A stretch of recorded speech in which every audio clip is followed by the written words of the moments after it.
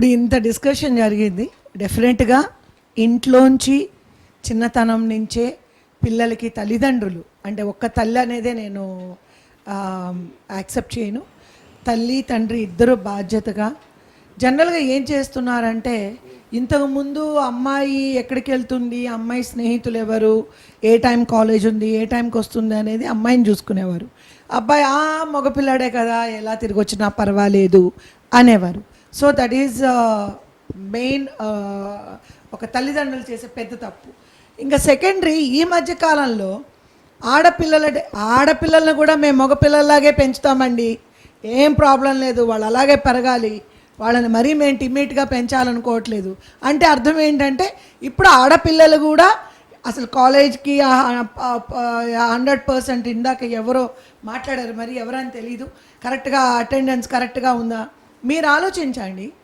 కాలేజ్కి వెళ్ళి అంటే ఇప్పుడు ఎవరైతే ఈ వ్యూవర్షిప్ ఈ 8 కోట్ల 10 కోట్లలో ప్రతి ఒక్కరిని నేను అడుగుతున్నాను, మీరు లిస్టు తీయండి ఎంతమంది తల్లిదండ్రులు స్కూల్స్కి వెళ్ళి కాలేజెస్కి వెళ్ళి ఎంత మా పిల్లలు ఎలా చదువుతున్నారు, అటెండెన్స్ ఎలాగుంది, ఏ టైం నుంచి ఏదైనా క్లాస్ మిస్ అవుతున్నారా లిస్ట్ తీస్తే 90% ఏ పేరెంట్స్ వెళ్ళి అడిగి ఉండరు. అలా తయారైంది. కాబట్టి ఏం చేస్తున్నారంటే కాలేజ్ ఇంకొక విషయం చెప్తున్నాను. ఈ ఇంకొక విషయం ఏంటంటే నేను ఇది మాత్రం చెప్పదలుచుకున్నాను, అది ఎవరు నన్ను తిట్టుకోకపోయినా నేను ఏమనుకున్నా చెప్పదలుచుకున్నాను. Andhra Pradesh education system is a worst. ఎందుకని అడగండి నన్ను. ప్రతి కిందేమో ఒక సూపర్ మార్కెట్, మధ్యలో కాలేజ్, ఆ పైన ఒక what you call the software company. So ఎలా తెలుస్తుంది మీరు కాలేజ్ లోపల నుంచి బయటకు వచ్చిన తర్వాత మీరు కాలేజీలో ఉంటున్నారో తెలియదు, వెళ్ళిపోతున్నారో తెలియదు. There is no security, there is no out pass, there is no in pass, nothing. మీరు రండి నాతోని హిడెన్ కెమెరా పెట్టుకొని మొత్తం నేను హైదరాబాద్ సిటీలో లేదా ఆంధ్రప్రదేశ్ మొత్తం మనం వెళదాము. మీ ఏ స్టూడెంట్ బయటకు వెళ్తున్నా ఎవరికి తెలీదు, ఏ స్టూడెంట్ బయటకు వచ్చినా ఎవరికి తెలీదు. బట్ వేరస్ బికాస్ నాకు 2 ఆడపిల్లలు ఉన్నారు, they are already in degree.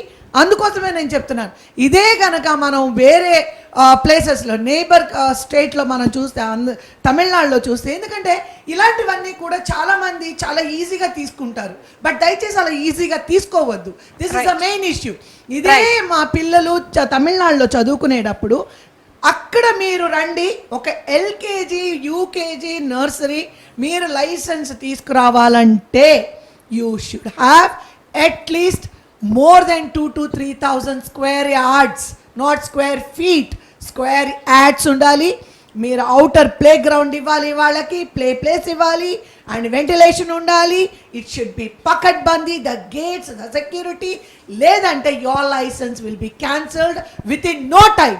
So ఇప్పుడు మనం ఒక్కసారి పిల్లల్ని లోపలికి పంపించామంటే immediately they can not come out.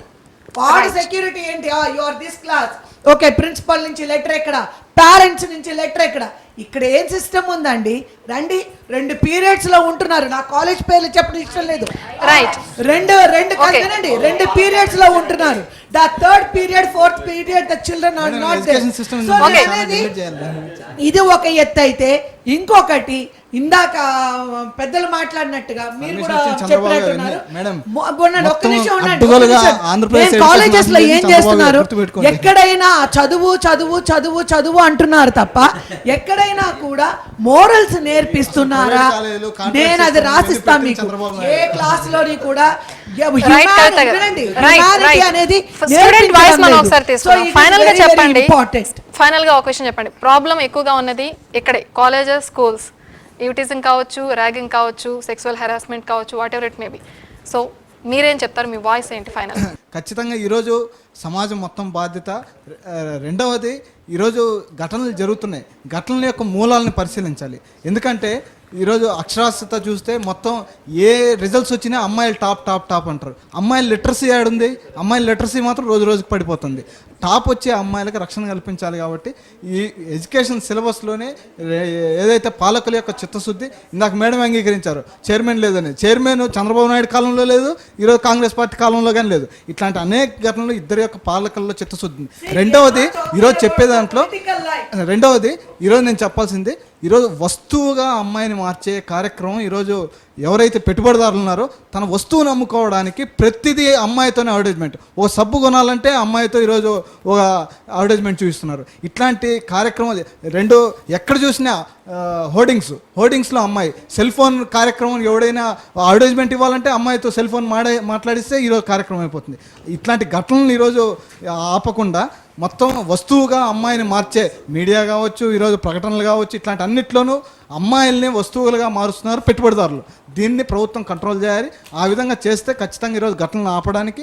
రెండవది విద్యాలయాల్లో కమిటీలు కావచ్చు, అటువంటి రక్షణ ఇచ్చే విధంగా best example Hyderabad central university.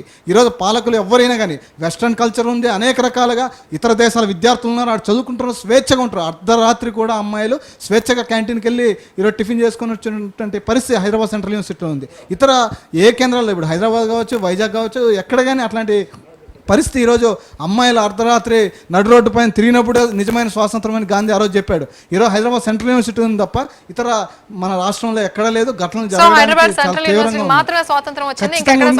అంతో ఇంతో ఉందని మనం విశ్వసించాలి. సెక్యూరిటీ గట్టిగా ఉంది అక్కడ. వైస్ ఛాన్సలర్లు కానీ లేదంటే పాలకులు కావచ్చు, అందరూ ఒక రకంగా పటిష్టంగా ఈరోజు పనిచేస్తున్నారు. ఈరోజు ఒక రకంగా మోరల్ వాల్యూస్ ఎడ్యుకేషన్లో ఉంది. ఈ సంఘటనలు జరగచ్చు. ఈరోజు మీరు సాఫ్ట్వేర్ కంపెనీస్లో చాలామంది అమ్మాయిలు నైట్ పని చేస్తూ ఉన్నారు. మనం మరీ సొసైటీలో ఎక్కడ లేదు, సెంట్రల్ యూనివర్సిటీలో ఒక కాడ ఉన్నదని మేము యాక్సెప్ట్ చేయము. చాలామంది మీరు విద్యాలయాలు, నేను చెప్పేది అంటే మీనింగ్ డిఫరెంట్ వచ్చింది. నేను మీకు చెప్తాను. నేను అప్సిగూడలో ఒక అమ్మాయి ఎవ్రీడే జీలో పనిచేస్తుంది. మరి ఏమిదో నేను ఒక 4-5 టైమ్స్ చూశాను. 11:30 షీ నైట్లో నడుచుకుంటూ పోతా ఉంది. 12:30 అంటే ఖచ్చితంగా. అయితే సమాజంలో కాదు, ఎడ్యుకేషన్ సిస్టంలో కాదు, అందులో మార్పు రావాలి. ముఖ్యంగా ఈ మార్కుల సిస్టంలో అంటే కాంపిటీషన్ ఓన్లీ ఎక్కడ కూడా తల్లిదండ్రులు కానీ విద్యాలయాలు కానీ ఈరోజు దేనికి విలువ ఇవ్వట్లేదు, మార్కులకు మాత్రమే విలువిస్తున్నాము. ఈ మార్కుల స్టడీస్ ఏవైతే ఉన్నాయో ఖచ్చితంగా మైండ్లో ఇన్బ్యాలెన్స్ చేస్తూ ఉన్నాయి. ఈరోజు మైండ్లో ఇవన్నీ కార్యక్రమాలకు సొసైటీలో ఇవన్నీ అనార్థాలకు కారణం ఏంటంటే మైండ్లో రిలీజ్ అవుతున్న ఈ స్ట్రెస్, ఇవన్నీ ఈ యాసిడ్స్ ఇవన్నిటితో జరుగుతూ ఉంది. కాబట్టి ఈ స్ట్రెస్ను తగ్గించాలి, ఈ స్టడీ సిస్టమ్ను తగ్గించాలి, ఈ మార్కుల సిస్టమ్ను తగ్గించాలి.